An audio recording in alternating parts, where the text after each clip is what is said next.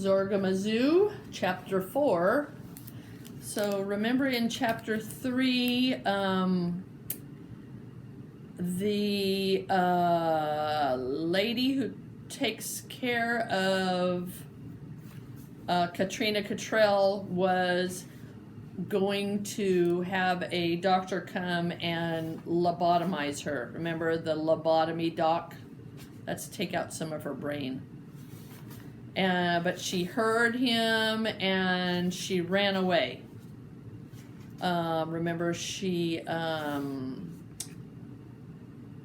got away. Remember, she took her sheets and tied them together and got out the window. Okay, so a fluttering flame. With Katrina, her story began with a leap, eluding LaFang, that nefarious creep. Mortimer's story was hardly the same. It began with a sort of a lottery game, a game with a prize that was truly bizarre, not a nifty new house or a nimbly new car, not the tastiest meal or the fanciest clothes, a prize that was nothing like any of those. Not boodle or moolah, not money or gold or anything else you could handle or hold. What sort of a prize could it possibly be? Read on, my good reader, and soon you will see. It was late in the night in Underwood Bluff as Morty tramped home in a bit of a huff. All day he had toiled at the Rumor Review, at a legion of deadlines soon to be due. So staggering home, he was bleary and beat. He was sluggish and slow. He was dragging his feet.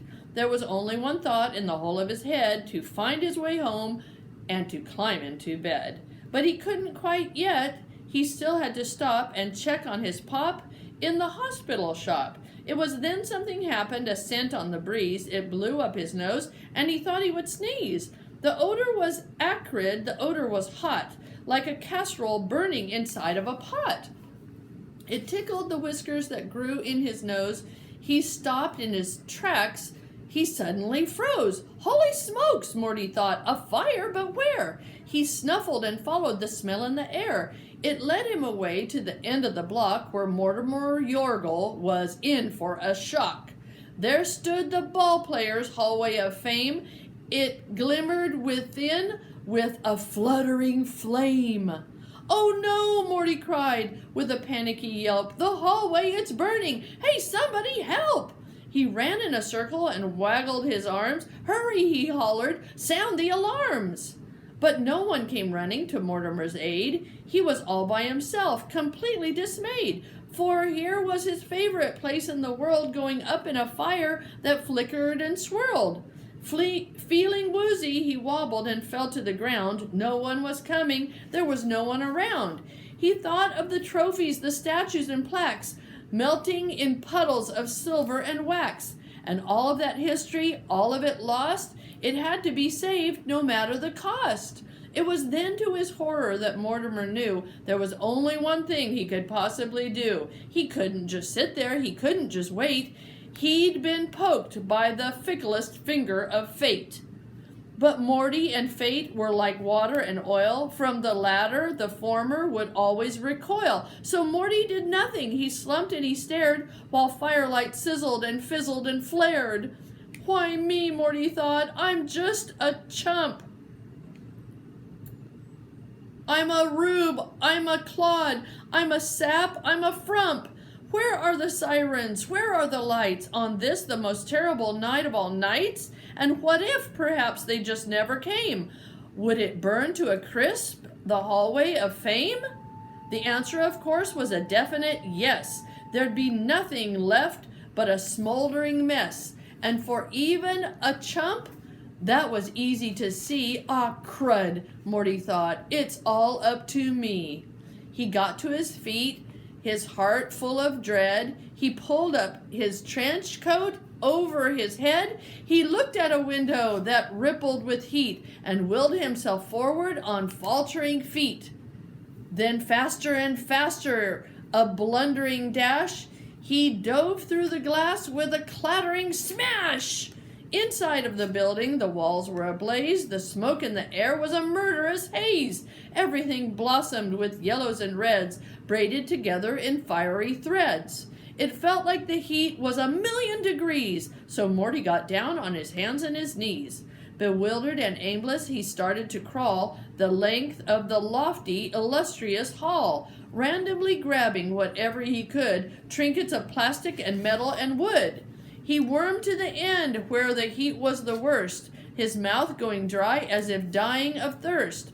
There, behind glass, in an elegant chest, was a relic more precious than all of the rest. A Zorgali ball that once had been flung by Cyril the Slinger, Zip Zorgal de Young, in the very first Underwood Champions match, when balls were still woven from ravels of thatch. Morty opened the case and plucked up the ball as the fire was rising to swallow the hall, abruptly erupting in flashes and blooms, imbuing the room with its poisonous fumes. It was then Morty knew the time was at hand to blow this proverbial popsicle stand. But he hardly could see, the smoke was too dense, the heat all around him was more than intense. He snaked on his belly and made for the door, through inches of ashes that covered the floor. He might well have made it, but started to choke, inhaling a lungful of cindery smoke. All at once he was weak. He was gasping for breath. He was 2 or 3 breaths from the edges of death. His stomach was churning. His vision was blurred. If you said, "He's a goner," I would have concurred. But then he heard something, a series of thwacks, like the chopping of wood with the crack of an axe. And then something else, the tromping of boots from Zorgals in bulky, voluminous suits. They stood around Morty, who lay like a log, whose senses were fuzzy and lost in a fog. But before passing out, he was never afraid, for the boots, they belonged to the fire brigade. When Morty awoke, he was tucked in a bed, an uncomfortable pillow supporting his head. In the room where he was, the lighting was bright. The walls and the ceiling were blaringly white. He smiled to himself. He was hardly surprised. How ironic, he thought. I've been hospitalized. He looked down at himself and instinctively cringed. He was covered in cuts. His hair had been singed. I'm a loser, he thought. I'm a dough-headed klutz. What was I thinking? I must have been nuts. Welcome back, said a voice. It was gruff like his own, and Mortimer realized he wasn't alone. He rolled to his left, and there was his Pop. He was sharing a room at the hospital shop. Hi, Pop, Morty said. I screwed up, I guess. Just look at me here. I'm a terrible mess. Screwed up, said his Pop. He was taken aback. A part of him wished to give Morty a smack. But I love what you did. Sounds like it was fun. And you know what they say, like father, like son. Yeah, right, Morty scoffed. Maybe you think it's cool, but I'm aching all over. I feel like a fool. I haven't felt this bad since I don't know when. I'll never do something that stupid again. Shh, said his Pop as he nodded his head to the stranger who stood at the end of the bed, a respectable Zorgal, impeccably dressed in a Chesterfield cloak and a cardigan vest. Who are you? Morty squinted. When do you arrive? I don't need an embalmer, 'cause I'm still alive. The stranger said nothing to Mortimer's joke. He reached with a hand in the folds of his cloak. He came out with a document wound in a roll, an archaic and rather elaborate scroll. The stranger unfurled it. It flapped to his feet. The inscription was lush and exquisitely neat. Dear Sir, he recited, beginning to read. The document's pompous, punctilious screed. On behalf of the Bureau of Heroes and Quests, we acknowledge your deed, which plainly attests to your selflessness, bravery, vigor, and verve, as well as your steely, unwavering nerve. Thanks to your efforts in tackling the blaze, we can rebuild the hall and its many displays. Such spirited courage should not be ignored, which is why we confer you this noble reward. The stranger then paused, leaning over the bed. He held out his fist and momentously said, to Mortimer Yurgle of Rumbletown Road, this lottery ticket is humbly bestowed. The ticket was crimson, its lettering blue, saying, "We need a hero, and maybe it's you." When Mortimer read it, he said with a smile, "I think that I'll pass. That isn't my style. I know how this works. I know what you do. You send people off to run errands for you. But it's usually terrible, dangerous stuff. And the both of us know it's nothing but guff. 'Cause you make it seem noble and daring and cool, but you're not duping me. I'm nobody's fool. In this game, the winner does nothing but lose. They won't come back alive, whoever you choose. So honestly, sir, I would love to comply, but a hero? Not me. You got the wrong guy." "No, I think not," the stranger replied. "The selection is hardly for you to decide. Why, this is an honor, a privilege, sir. You cannot decline and you cannot defer. You haven't a choice. You will come to draw in accordance with Zorgaldom chivalry law." The stranger gave Morty the shallowest bow. "You hereby are hero material now."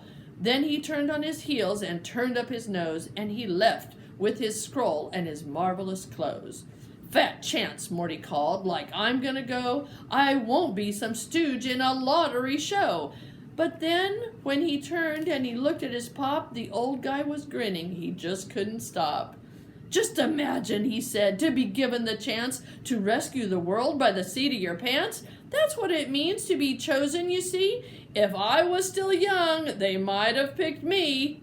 Old Bortleby seemed to have stars in his eyes. "Oh, Morty," he mooned, "what a wonderful prize." "Well, sure," Morty said, "maybe for you. But what if I won? I don't know what I'd do." From his pillow, old Bortleby lifted his head. "You're different, I know that," he quietly said. "But look at me here. I'm sick to the core. Each morning I'm worse than the morning before." He gazed at his son, looked him right in the eye. "It's true, someday soon I will probably die. Before then, I want you, my one only son, to have an adventure and maybe some fun. I know your chances, well, they're not very good. You likely won't win, but just maybe you could. So think of this thing as my ultimate hope, my one last request at the end of my rope." For a moment, Morty said nothing at all. He looked out the window and then at the wall. He looked at his pop, who seemed thoroughly drained, whose expression was hopeful yet equally pained. Then Morty looked down at the slip in his hand. "I'll do it," he nodded, "but I don't understand. The details, they seem just a little bit thin, like the actual prize. What will I win?" Old Bortleby angled his mouth in a smile. The answer, he said, would come in a while. Dun, dun.